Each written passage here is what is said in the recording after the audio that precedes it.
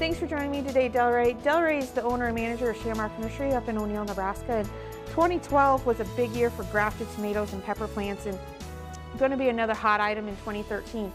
So what are the advantages of planting a grafted pepper or tomato plant overall?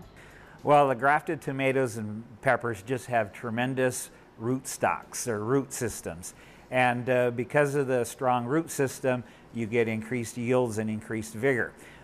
These root stocks have been developed from varieties of tomatoes that have existed in the wild or in nature for hundreds of years, and they've crossbred these.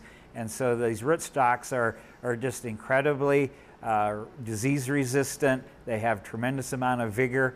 When you plant these grafted vegetables, you're going to find they're going to grow twice as fast as a regular vegetable or regular tomato. They're just, again, the increased disease resistance and yield power is tremendous.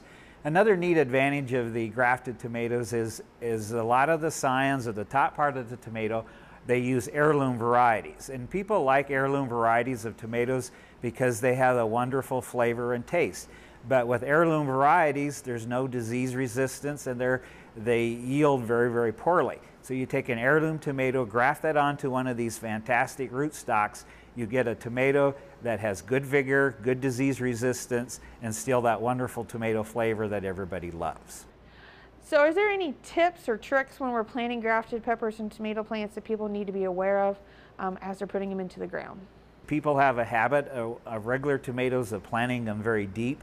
With a grafted tomato, you do not plant them any deeper than what they are in the container when you buy them from your garden center.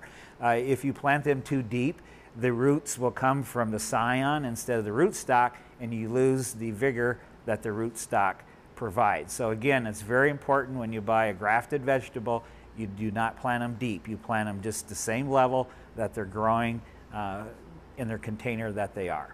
With all the advantages of using a grafted pepper or tomato plant, I'm sure we got a lot of growers that are going to go out there and hopefully going to get big, enormous yields this year by those advantages of using those type of plants in their gardens.